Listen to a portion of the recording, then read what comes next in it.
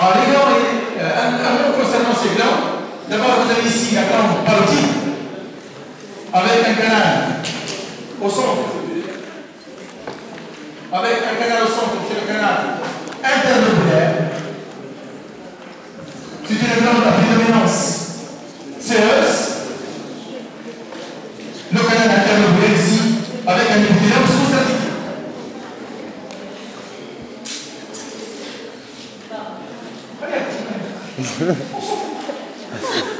Alors ici, vous avez les deux autres glandes.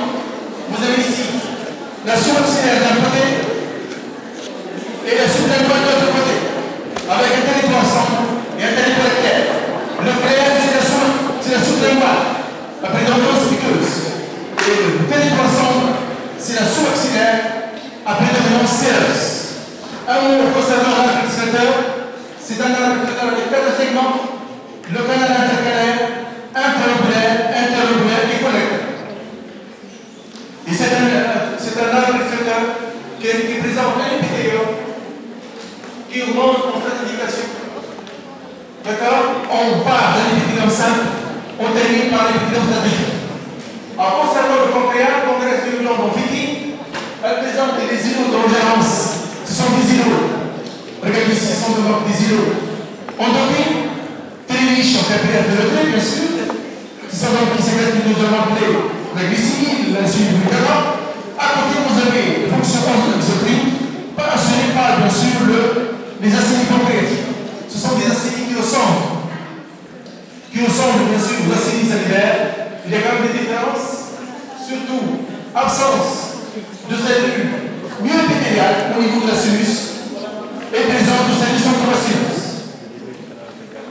D'accord? Le pancréas, c'est une glande acéreuse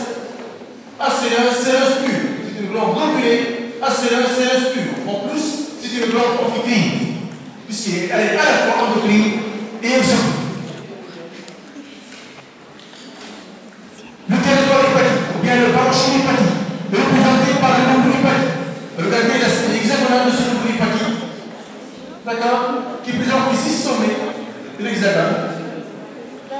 Alors, au sein de ces territoires hépatiques, normalement, la diapo devrait vous montrer, là vous avez l'aspect, le sommet de l'hexagone, vous avez ici le sommet de l'hexagone, avec les 3 éléments de base, le canal biliaire, branche de l'artère hépatique et branche de la répande.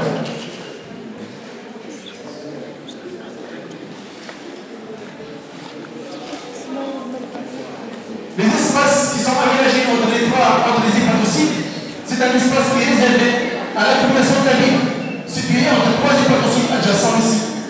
C'est un canalicule sans pore propre, et ne présente pas de membrane propre. Et c'est un espace qui est aménagé entre les hépatocytes.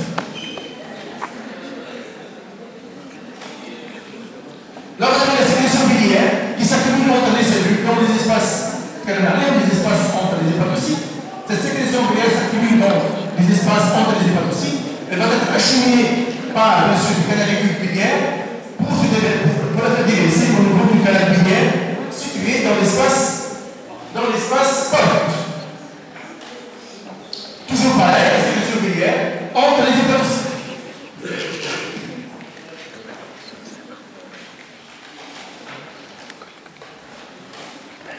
Alors là, vous avez si vous voulez, l'épithélium de la vésicule biliaire. C'est un épithélium qui ressemble beaucoup à l'épithélium gastrique. D'accord? Un épithélium plasmatique simple qui tapisse la vésicule biliaire. Vésicule biliaire, c'est ça dans lequel on va accumuler pratiquement toute la sécrétion exocrine du foie. Dernier chapitre, donc le rein, l'appareil urinaire, représenté ici par l'autonomie hépatique, avec ici la capsule de Bowman, l'artère afférente, l'artère déférente, et là le porteur vasculaire à l'intérieur de la chambre de filtration. Et la formation d'une ligne ici au niveau de l'urine, et cette ligne va être acheminée au niveau bien sûr, du tube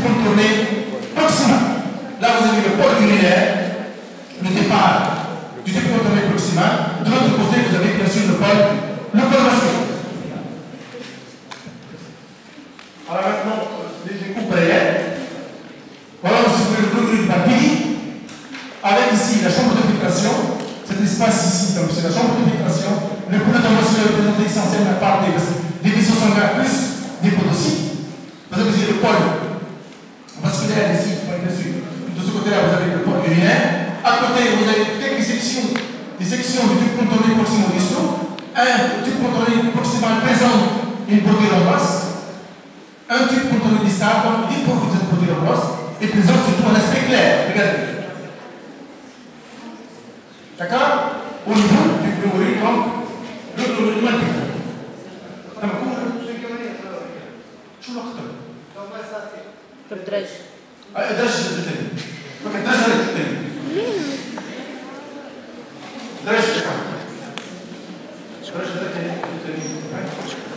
toujours pareil.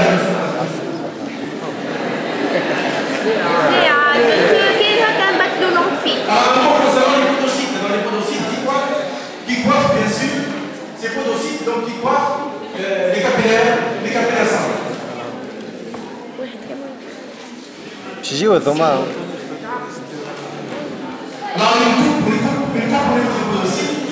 Donc vous avez ici le capillaire sanguin, les pédicelles, les pieds des podocytes, un podocyte avec un noyau ici au centre, qui est en contact avec plusieurs capillaires sanguins. Et la filtration d'une ligne se fait à partir du sang vers, bien sûr, la chambre de filtration.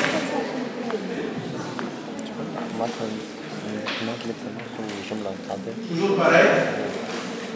Vous voyez que j'ai mis plusieurs formules pour que vous puissiez l'avoir. Alors là, juste ici, à moi, concernant les types contournés dysfonctionnels. Ces types contournés dysfonctionnels sont très riches, bien sûr, en mitochondries géants, les bâtonnets de Hydra, et cette, si vous voulez, richesse en mitochondries permet la réabsorption, bien sûr, au niveau du tube contourné proximal. C'est une réabsorption importante et indispensable pour certains éléments. Là, vous avez une coupe transversale de certains canaux. Vous avez ici le canal collecteur ici. D'accord? Et là, vous avez l'os LE. L'os LE ici, et le tube contourné proximal qui est tapissé par l'épithélium pubique simple. L'os LE est tapissé par l'épithélium de 5. Petit calice et grand calice. Donc vous avez ici le sommet. Vous avez ici le sommet de la pyramide de l'Ampomapédie. C'est un sommet qui est criblé par les pores des canaux collecteurs des canaux de Bellini, qui s'ouvrent au niveau du sommet, qui s'ouvrent donc le petit calice, le grand calice, et après donc le tube urinaire, l'urtère, qui reliera, bien sûr, à la vessie. Voilà donc une transversale de l'urtère, avec une lumière pistonnée, un épicantique urinaire, et un conjonctif musculeuse ici, avec une circulaire externe et non circulaire interne. Axe, la tube digestive.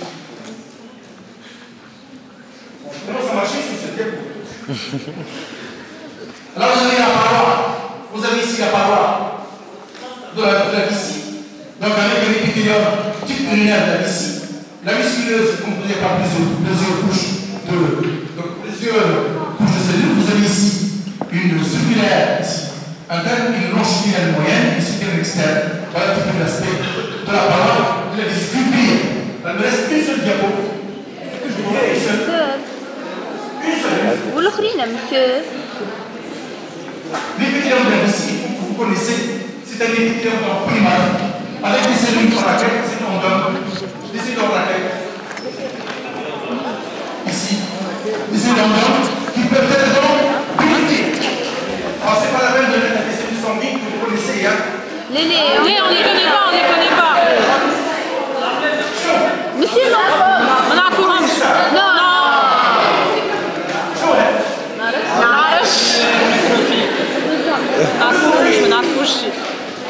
فيزا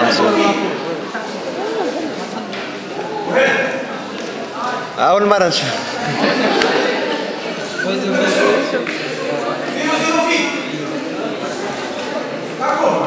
نعرفوا باش نساعدهم هنا.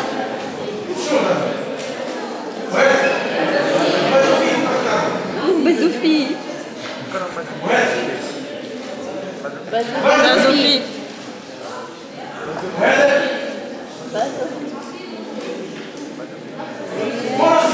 مونوسيت. أنا نعاود باش كنسمعوش. هاد الكلمة تعرفوا دابا عطيني كاركتيرستيك